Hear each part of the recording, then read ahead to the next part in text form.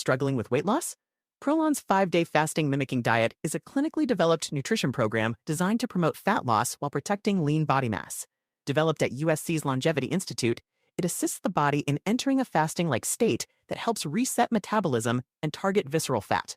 In just 5 days, Prolon offers a science-backed approach to weight loss without extreme restriction or guesswork. Get 15% off plus a $40 bonus gift when you subscribe at prolonlife.com/now.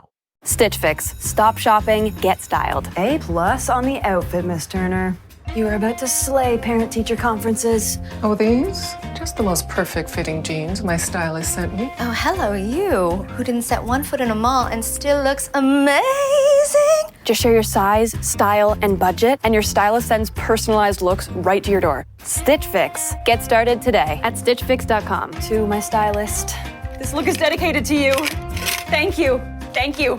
¿Sabías que en las últimas 24 horas de su vida, Jesús fue traicionado por uno de sus amigos más cercanos, abandonado por todos sus seguidores, torturado de maneras que ni siquiera Hollywood se atreve a mostrar completamente, y ejecutado de la forma más humillante que existía en el mundo romano? Y lo más impactante de todo es que él sabía exactamente lo que iba a pasar desde el momento en que comenzó esa última cena con sus discípulos. Hoy vas a descubrir cada detalle de esas 24 horas que cambiaron la historia para siempre, y te aseguro que cuando termines de ver este video, vas a entender por qué estos eventos siguen siendo los más estudiados, debatidos y recordados de toda la humanidad. Porque lo que pasó no fue solo la muerte de un hombre, sino algo mucho más grande que va a dejarte sin palabras. Era jueves por la noche en Jerusalén, y la ciudad estaba llena hasta los bordes. Imagínate las calles abarrotadas de peregrinos que habían venido de todo el Imperio Romano para celebrar la Pascua. Hablamos de cientos de miles de personas apiñadas en una ciudad que normalmente tenía unos 50.000 habitantes. El aire estaba cargado de tensión política, porque los romanos siempre se ponían nerviosos durante las festividades judías y habían traído tropas adicionales para mantener el orden.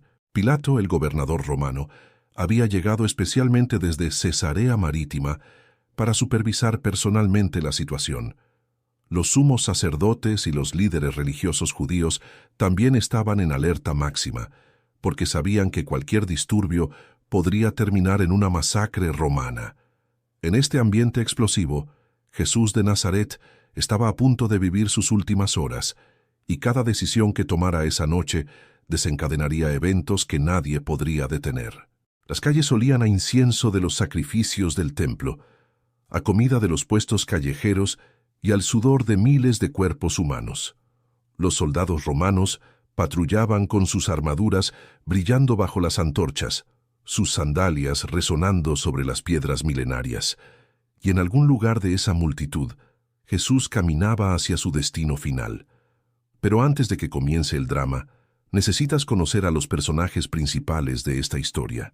Primero está Jesús mismo, un rabino de 33 años que había estado predicando por toda Judea y Galilea durante los últimos 3 años. Para sus seguidores era el Mesías prometido, pero para las autoridades religiosas era una amenaza peligrosa que ponía en riesgo su poder y su relación con Roma. Luego están los 12 discípulos, hombres comunes y corrientes que habían dejado todo para seguirlo. Pescadores como Pedro, Santiago y Juan, un recaudador de impuestos como Mateo, y sí, también Judas Iscariote, el que manejaría el dinero del grupo y que estaba a punto de convertirse en el traidor más famoso de la historia. Del otro lado estaban los enemigos. Caifás, el sumo sacerdote, un hombre políticamente astuto que sabía que su posición dependía de mantener contentos a los romanos. Anás, el ex sumo sacerdote y suegro de Caifás, quien seguía teniendo enorme influencia detrás de la escena. Y Poncio Pilato, el gobernador romano que había llegado al poder gracias a sus conexiones políticas, pero que se había ganado una reputación de brutal e incompetente. Había también un personaje que muchos no conocen, Barrabás, un revolucionario judío que estaba en prisión esperando ser ejecutado por sedición contra Roma. Estos personajes estaban a punto de entrelazarse en una historia que definiría el curso de la civilización occidental. Todo comenzó el jueves por la tarde, cuando Jesús se reunió con sus 12 discípulos en una habitación del piso superior de una casa en Jerusalén para celebrar la cena de Pascua. Pero esta no fue una cena normal, porque Jesús sabía que era la última vez que estaría con ellos antes de morir. Imagínate la escena: la habitación iluminada por lámparas de aceite, el aroma del cordero asado llenando el aire, y 13 hombres recostados alrededor de una mesa baja, siguiendo la costumbre judía de la época. Pero había una tensión extraña en el ambiente, porque Jesús había estado hablando de su muerte durante semanas, y aunque los discípulos no lo entendían completamente, sabían que algo grande estaba por pasar. Durante la cena, Jesús hizo algo completamente inesperado. Se levantó, se quitó su manto exterior, se ató una toalla a la cintura, llenó una vasija con agua y comenzó a lavar los pies de sus discípulos. Tienes que entender que esto era absolutamente escandaloso en esa cultura, porque lavar pies era el trabajo de los esclavos más bajos, y aquí estaba el maestro, el rabino respetado, haciendo el trabajo más humillante posible. Pedro se negó rotundamente a permitir que Jesús le lavara los pies, pero Jesús le explicó que si no lo hacía, Pedro no podría ser parte de lo que estaba por venir. Luego vino el momento más escalofriante de toda la cena. Jesús anunció que uno de los 12 lo traicionaría esa misma noche.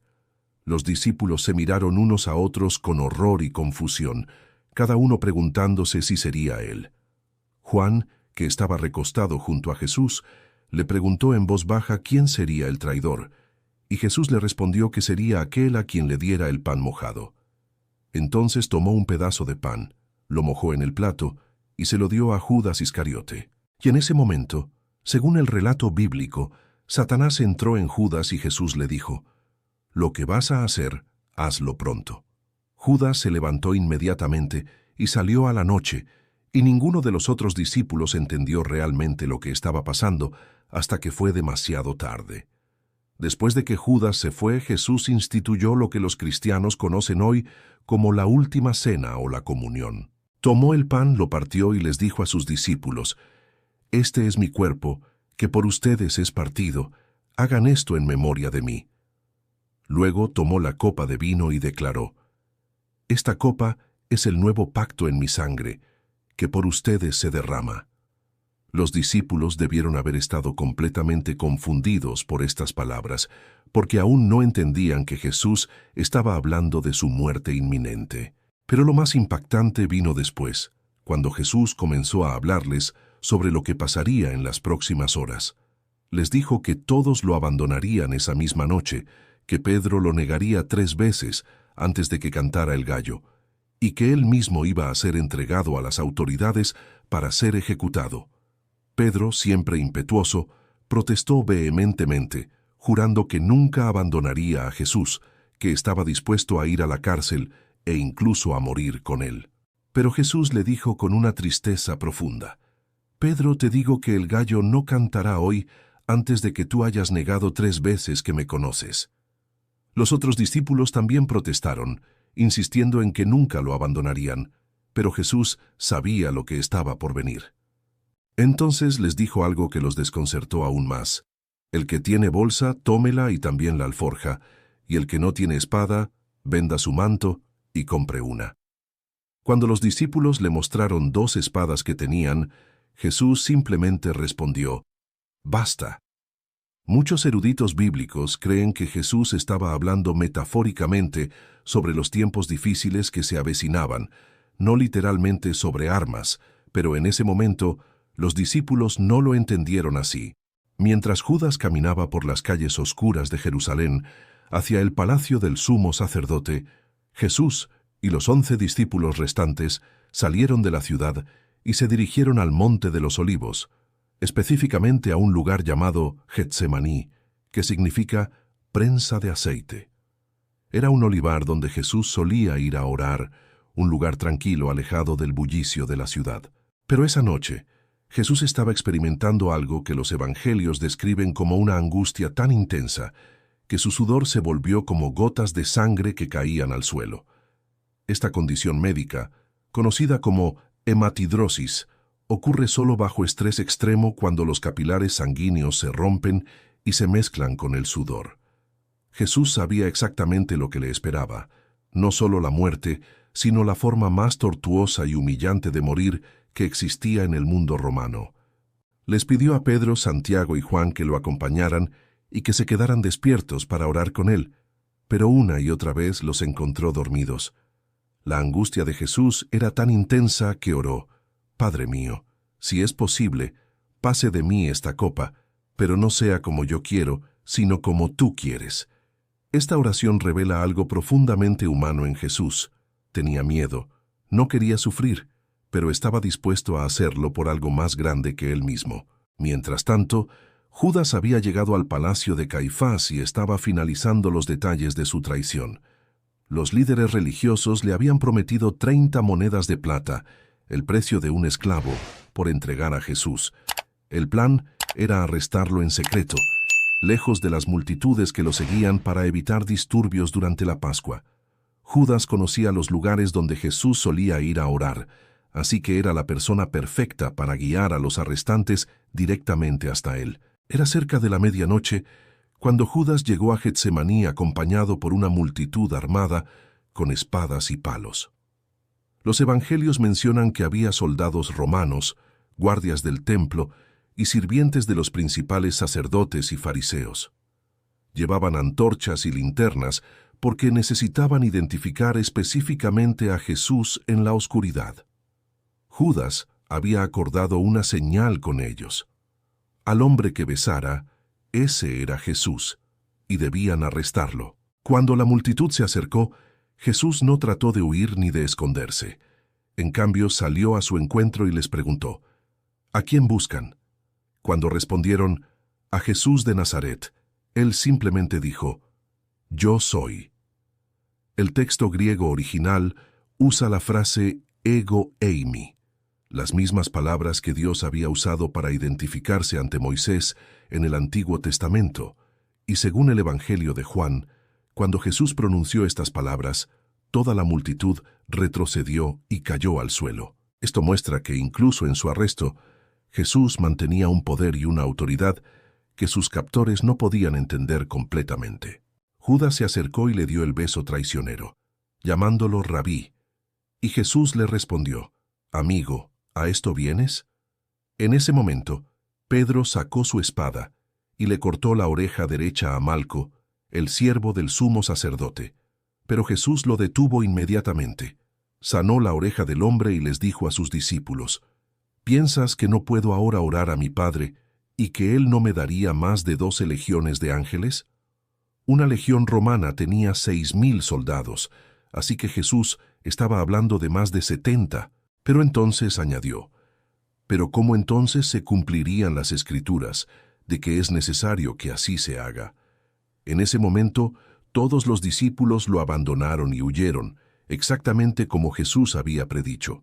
Los arrestantes llevaron a Jesús primero a la casa de Anás, el exsumo sacerdote que seguía siendo la verdadera autoridad detrás del poder religioso en Jerusalén. Era alrededor de las 2 de la mañana del viernes, y Anás quería interrogar a Jesús personalmente antes de enviarlo a su yerno Caifás para el juicio oficial.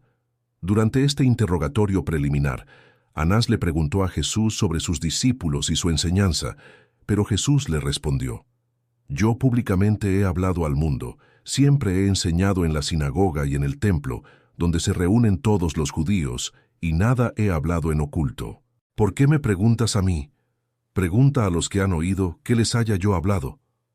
Esta respuesta enfureció a uno de los guardias, quien golpeó a Jesús en la cara, pero Jesús mantuvo su compostura y le preguntó: «Si he hablado mal, testifica en qué está el mal, y si bien, ¿por qué me golpeas?».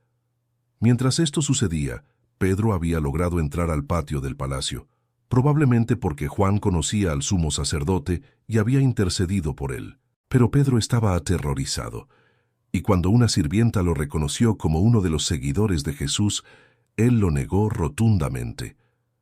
Esto pasó 3 veces durante las siguientes horas, tal como Jesús había predicho, y la tercera vez Pedro maldijo y juró que no conocía al hombre. En ese preciso momento cantó un gallo, y Jesús, que estaba siendo trasladado de una sala a otra, volteó y miró directamente a Pedro. Los evangelios dicen que Pedro salió y lloró amargamente, devastado por haber traicionado al hombre que había seguido durante 3 años y al que había prometido nunca abandonar. Alrededor de las 3 de la mañana, Jesús fue llevado ante Caifás y el concilio completo, conocido como el Sanedrín, que estaba compuesto por 71 miembros de la élite religiosa judía. Pero aquí hay algo crucial que debes entender. Según la ley judía, era ilegal celebrar juicios capitales durante la noche, durante los días de fiesta, o en la casa del sumo sacerdote. Debían realizarse en el recinto del templo durante el día, con testigos creíbles y siguiendo procedimientos específicos. Pero los líderes religiosos estaban tan desesperados por deshacerse de Jesús que violaron sus propias leyes sagradas. Trajeron múltiples testigos para testificar contra Jesús, pero sus testimonios no concordaban, lo cual, según la ley judía, invalidaba automáticamente el caso. Finalmente, trajeron a 2 testigos que dijeron que Jesús había afirmado: «Puedo derribar el templo de Dios y en 3 días reedificarlo». Pero incluso este testimonio era inconsistente entre los 2 testigos. Jesús permanecía en silencio durante todo este proceso, lo cual frustraba enormemente a Caifás. Finalmente el sumo sacerdote se puso de pie y le gritó: «¿No respondes nada? ¿Qué testifican estos contra ti?». Pero Jesús siguió callado. Entonces Caifás jugó su carta final y le dijo: «Te conjuro por el Dios viviente, que nos digas si eres tú el Cristo, el Hijo de Dios». Esta era la pregunta definitiva y Jesús no podía seguir callado porque había sido puesto bajo juramento por el nombre de Dios. Su respuesta cambió todo. «Tú lo has dicho, y además os digo que desde ahora veréis al Hijo del Hombre sentado a la diestra del poder de Dios y viniendo en las nubes del cielo». En el momento que Jesús pronunció esas palabras, Caifás rasgó sus vestiduras en una demostración dramática de horror religioso y gritó: «¡Ha blasfemado! ¿Qué más necesidad tenemos de testigos? He aquí, ahora mismo habéis oído su blasfemia. ¿Qué os parece?». Todo el concilio respondió al unísono: «Es reo de muerte». Según la ley judía, la blasfemia era efectivamente un crimen capital, pero había un problema enorme. Los judíos no tenían autoridad para ejecutar a nadie bajo el dominio romano. Solo el gobernador romano podía ordenar una ejecución, y Pilato no se preocuparía por disputas religiosas judías sobre blasfemia. Así que necesitaban reformular los cargos en términos que un romano entendiera como sedición política. Pero antes de llevarlo ante Pilato, los miembros del concilio decidieron humillar a Jesús. Le cubrieron la cara, lo golpearon y se burlaron de él diciendo: «Profetízanos, Cristo, ¿quién es el que te golpeó?». Le escupieron, lo abofetearon y lo trataron como a un criminal común, a pesar de que acababan de afirmar que era tan peligroso que merecía la muerte. Mientras tanto, en algún lugar de Jerusalén, Judas Iscariote se estaba dando cuenta de la magnitud de lo que había hecho. Cuando vio que Jesús había sido condenado, se sintió abrumado por el remordimiento y trató de devolver las 30 monedas de plata a los principales sacerdotes, diciéndoles: «Yo he pecado entregando sangre inocente». Pero ellos le respondieron fríamente: «¿Qué nos importa a nosotros? Allá tú». Judas arrojó las monedas en el templo y salió. Poco después, según el Evangelio de Mateo, se ahorcó, convirtiéndose en uno de los suicidios más famosos de la historia. Los principales sacerdotes recogieron las monedas, pero decidieron que no podían ponerlas en el tesoro del templo porque era dinero de sangre, así que compraron con ellas el campo del alfarero para enterrar a los extranjeros, cumpliendo sin saberlo una profecía del Antiguo Testamento.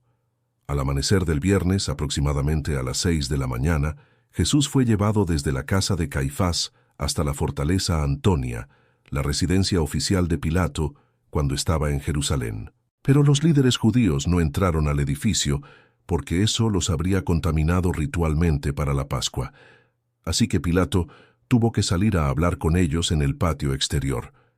Pilato era conocido por su impaciencia y brutalidad, y probablemente Estaba molesto por ser despertado tan temprano para tratar con lo que él percibía como disputas religiosas judías menores. Cuando preguntó de qué acusaban a Jesús, los líderes judíos le dieron una respuesta evasiva. Si este no fuera malhechor, no te lo habríamos entregado. Pilato, exasperado, les dijo, «Tomadlo ustedes y juzgadlo según su ley».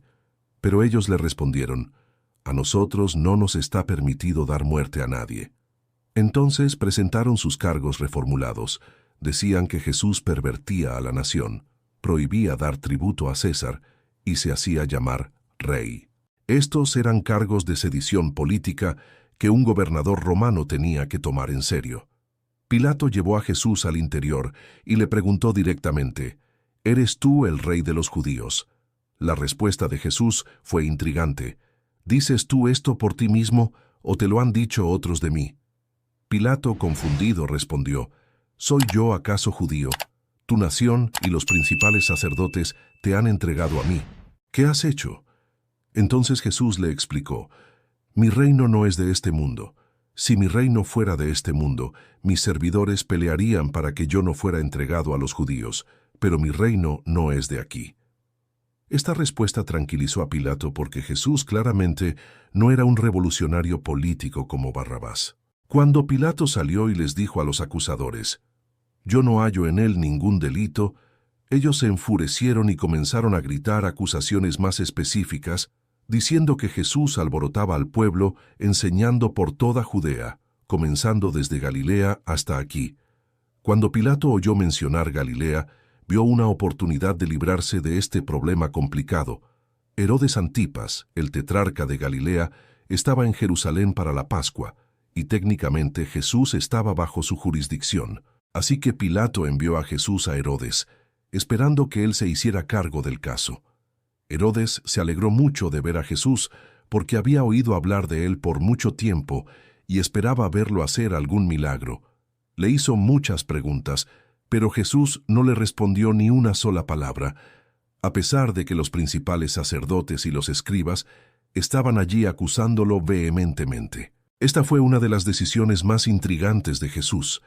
Había hablado con Pilato, un pagano, pero se negó completamente a hablar con Herodes, que se suponía que era judío.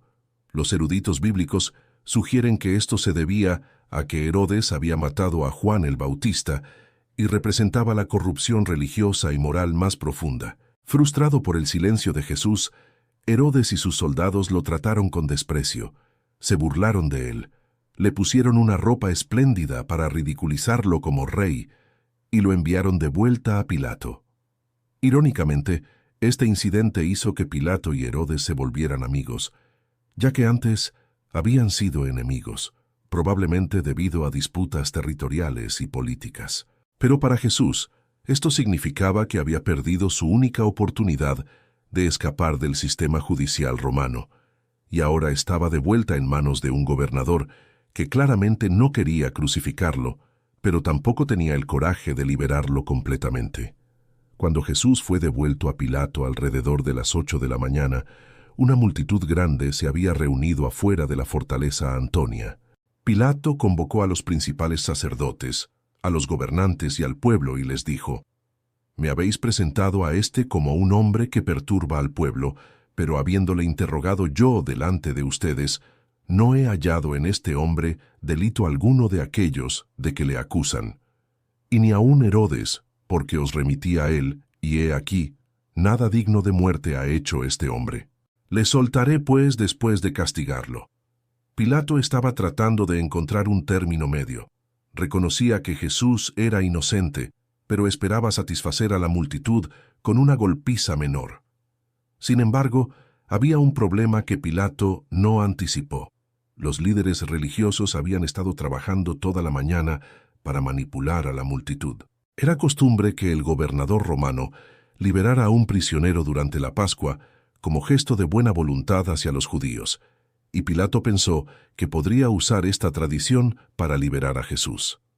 Les ofreció una elección entre Jesús y Barrabás, esperando obviamente que eligieran al maestro pacífico en lugar del revolucionario violento que había cometido asesinato durante una insurrección. Pero los principales sacerdotes habían persuadido a la multitud para que pidiera a Barrabás en lugar de Jesús. Cuando Pilato preguntó, «¿Qué pues haré de Jesús, llamado el Cristo?», toda la multitud gritó, «Sea crucificado». Pilato, cada vez más desesperado, les preguntó, «¿Pues qué mal ha hecho?». Pero ellos gritaron aún más fuerte, «¡Sea crucificado!».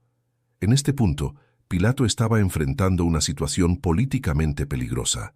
Si liberaba a Jesús contra la voluntad de los líderes judíos, ellos podrían reportarlo a Roma como alguien que protegía a un rebelde, lo cual podría costarle su carrera o incluso su vida. Pilato hizo un último intento desesperado por salvar a Jesús. Ordenó que lo azotaran, esperando que una brutal golpiza satisficiera el deseo de venganza de la multitud. La flagelación romana era una tortura diseñada específicamente para causar el máximo dolor sin matar inmediatamente a la víctima. Usaban un flagelo llamado flagrum, un látigo de cuero con múltiples tiras que tenían pequeñas piezas de hueso, metal o cerámica atadas en los extremos. Jesús fue atado a un poste y golpeado repetidamente en la espalda, las piernas y el pecho. Los golpes arrancaban pedazos de carne, causaban heridas profundas y una pérdida significativa de sangre. Los soldados romanos, que despreciaban a los judíos en general, aprovecharon la oportunidad para burlarse brutalmente de Jesús. Le pusieron un manto de púrpura para ridiculizar su supuesta realeza, trenzaron una corona de espinas y se la clavaron en su cabeza, y le pusieron una caña en la mano derecha como cetro burlón. Entonces se arrodillaban ante él sarcásticamente y le decían, «Salve, Rey de los judíos». Le escupían en la cara y le quitaban la caña para golpearlo en la cabeza, clavando las espinas más profundamente. Después de esta tortura, Pilato sacó a Jesús ante la multitud, esperando que su apariencia despertara compasión. Jesús estaba desfigurado, sangrando, apenas reconocible como ser humano, y Pilato declaró, «He aquí el hombre».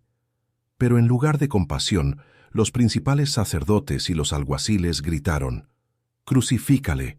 ¡Crucifícale!».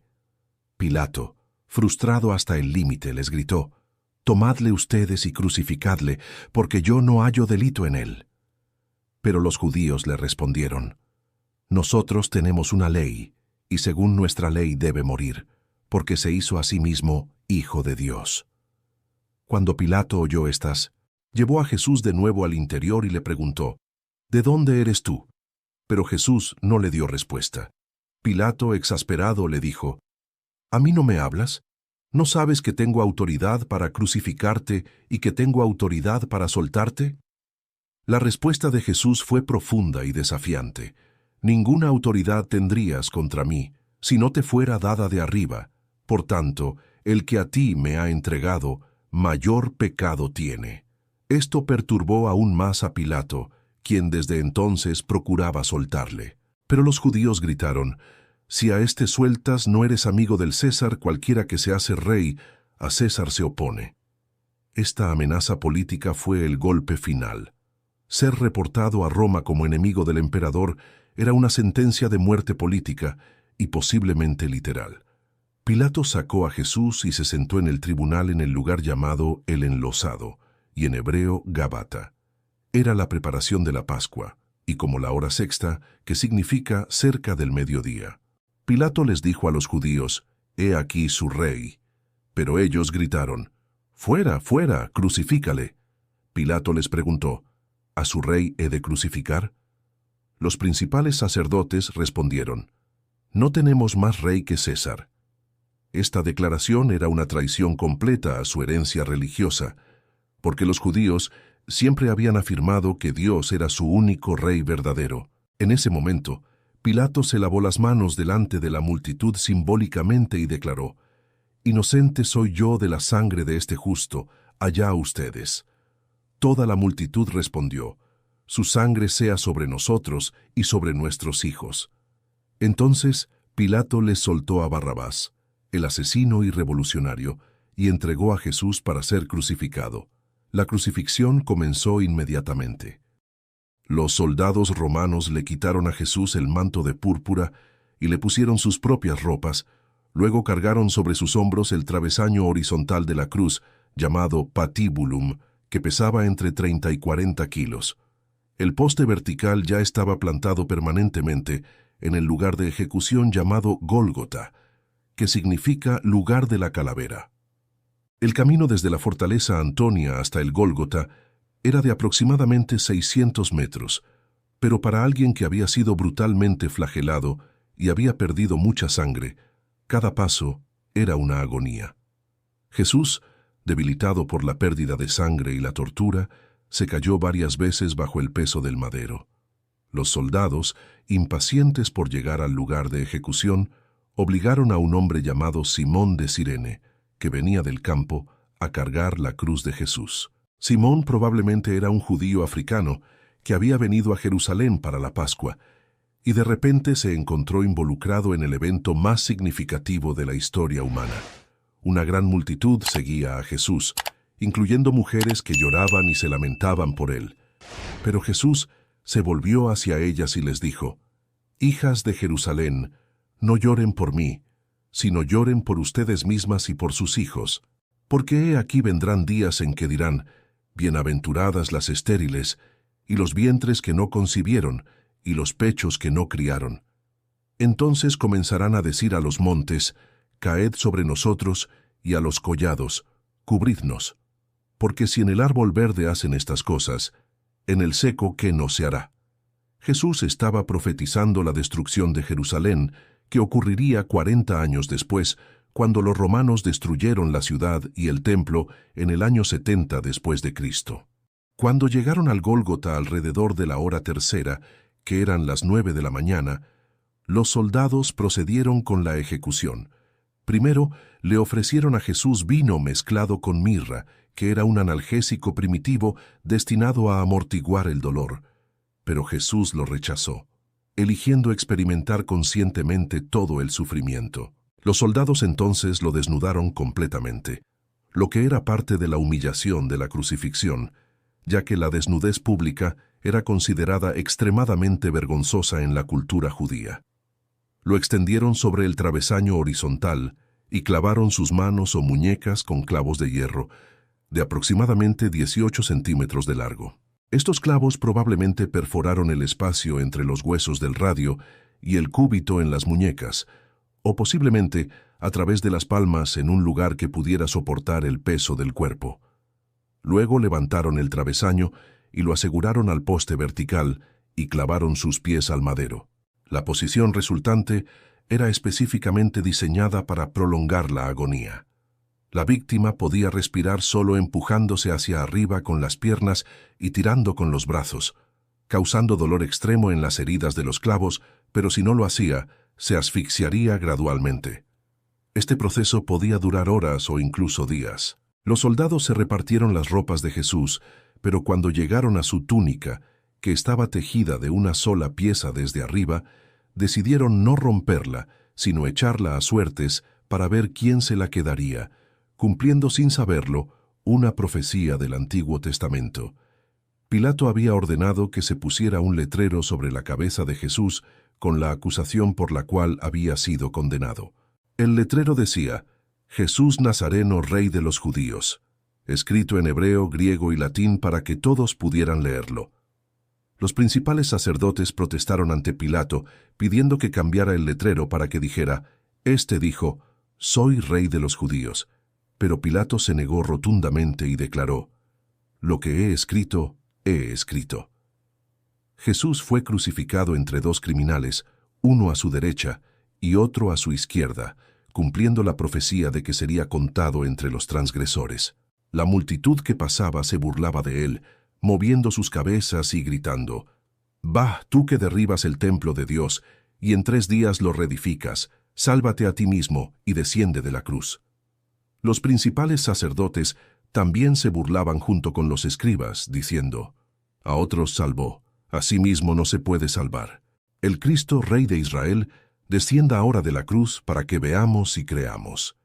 Incluso los soldados se burlaban, acercándosele y ofreciéndole vinagre y diciéndole: «Si tú eres el Rey de los Judíos, sálvate a ti mismo». Uno de los criminales crucificados también lo injuriaba diciendo: «Si tú eres el Cristo, sálvate a ti mismo y a nosotros». Pero el otro criminal lo reprendió, diciendo: «¿Ni aun temes tú a Dios, estando en la misma condenación? Nosotros, a la verdad, justamente padecemos, porque recibimos lo que merecieron nuestros hechos, mas éste ningún mal hizo». Entonces le dijo a Jesús: «Acuérdate de mí cuando vengas en tu reino». La respuesta de Jesús fue extraordinaria considerando su condición. «De cierto te digo que hoy estarás conmigo en el paraíso». Esta fue una promesa de salvación inmediata para alguien que no había hecho nada para merecerla, excepto reconocer la inocencia de Jesús y pedirle misericordia. Mientras tanto, al pie de la cruz estaban su madre María, María Magdalena, María la esposa de Cleofas y Juan, el discípulo amado. Cuando Jesús vio a su madre y al discípulo a quien él amaba, que estaba presente, dijo a su madre: «Mujer, he ahí tu hijo». Y desde aquella hora el discípulo la recibió en su casa, asumiendo la responsabilidad de cuidarla como si fuera su propia madre. A la hora sexta, que era el mediodía, descendió oscuridad sobre toda la tierra hasta la hora novena, las 3 de la tarde. Esta no fue un eclipse solar, que es imposible durante la luna llena de la Pascua, sino un fenómeno sobrenatural que los evangelios presentan como una respuesta cósmica a lo que estaba sucediendo. La oscuridad duró exactamente 3 horas, el tiempo más intenso del sufrimiento de Jesús. Cerca de la hora novena, Jesús clamó a gran voz: «Elí, Elí, lama sabactani», que traducido significa: Dios mío, ¿por qué me has desamparado?». Esta cita del Salmo 22 revela la profundidad espiritual de lo que Jesús estaba experimentando, no solo dolor físico, sino una separación del Padre que nunca había experimentado antes. Algunos de los que estaban allí al oírlo decían: «A Elías llama a este». Inmediatamente uno de ellos corrió y tomó una esponja y la empapó de vinagre, y poniéndola en una caña, se la dio a beber. Pero los otros decían: «Deja, veamos si viene Elías a librarle». Después de esto, sabiendo Jesús que ya todo estaba consumado, para que la Escritura se cumpliese, dijo: «Tengo sed». Y estaba allí una vasija llena de vinagre. Entonces ellos empaparon en vinagre una esponja, y poniéndola en un hisopo se la acercaron a la boca. Cuando Jesús hubo tomado el vinagre, dijo: «Consumado es», y habiendo inclinado la cabeza, entregó el espíritu. En ese momento, el velo del templo se rasgó en 2 de arriba abajo, la tierra tembló, y las rocas se partieron. Los sepulcros se abrieron, y muchos cuerpos de santos que habían dormido se levantaron, y saliendo de los sepulcros, después de la resurrección de él, vinieron a la santa ciudad y aparecieron a muchos. El centurión romano que estaba encargado de la ejecución y había observado todo lo que había pasado, glorificó a Dios, diciendo: «Verdaderamente este hombre era justo, y verdaderamente este era Hijo de Dios». Toda la multitud que había venido a ver este espectáculo, viendo las cosas que habían acontecido, se volvían golpeándose el pecho. Era viernes por la tarde, y se acercaba el sábado, que era un día especial porque coincidía con la Pascua. Los judíos no querían que los cuerpos permanecieran en las cruces durante el sábado, así que pidieron a Pilato que se les quebraran las piernas para acelerar la muerte y que fueran quitados. Los soldados vinieron y quebraron las piernas del primer ladrón y del segundo. Pero cuando llegaron a Jesús y vieron que ya estaba muerto, no le quebraron las piernas. Sin embargo, uno de los soldados le abrió el costado con una lanza, y al instante salió sangre y agua, lo que médicamente indica que Jesús había muerto de insuficiencia cardíaca. Juan, el testigo ocular, enfatiza que esto cumplió las Escrituras: «No será quebrado hueso suyo, y mirarán al que traspasaron». Al anochecer, un hombre rico llamado José de Arimatea, que era miembro secreto del concilio pero discípulo de Jesús, pidió valor y fue ante Pilato para pedirle el cuerpo de Jesús. Pilato se extrañó de que ya hubiese muerto, y llamando al centurión, le preguntó si ya estaba muerto. Informado por el centurión, dio el cuerpo a José. José, junto con Nicodemo, que había visitado a Jesús de noche al principio de su ministerio, tomaron el cuerpo de Jesús. Nicodemo trajo una mezcla de mirra y áloes, como 100 libras. Tomaron pues el cuerpo de Jesús y lo envolvieron en lienzos con especias aromáticas, según es costumbre sepultar entre los judíos. Las últimas 24 horas de la vida de Jesús nos muestran el costo extremo del amor sacrificial y nos revelan verdades profundas sobre la naturaleza humana, el poder político, la justicia y la redención. Vemos en Judas cómo la cercanía a la grandeza no garantiza la lealtad y cómo la traición puede nacer del corazón de la intimidad. En Pedro observamos que incluso las mejores intenciones pueden colapsar bajo la presión del miedo y la autopreservación. En Pilato vemos cómo el poder político puede corromper la conciencia hasta el punto donde conocemos lo correcto, pero elegimos lo conveniente. En los líderes religiosos vemos cómo el orgullo y la protección del status quo pueden cegarnos a la verdad más obvia. Pero en Jesús vemos algo completamente diferente, una persona que mantuvo su integridad, compasión y propósito incluso en las circunstancias más extremas. No se vengó de sus enemigos, no maldijo a sus torturadores y no abandonó su misión cuando el costo se volvió insoportable. Sus últimas palabras no fueron de amargura sino de perdón. Padre, perdónalos, porque no saben lo que hacen. Estas 24 horas demuestran que el verdadero poder no está en la capacidad de destruir, sino en la voluntad de sacrificarse por otros, que la verdadera realeza no está en dominar sino en servir, y que la verdadera victoria no siempre se ve como triunfo en el momento. La muerte de Jesús no fue el final de su historia, sino el clímax que dio sentido a todo lo que había venido antes y preparó el camino para lo que vendría después.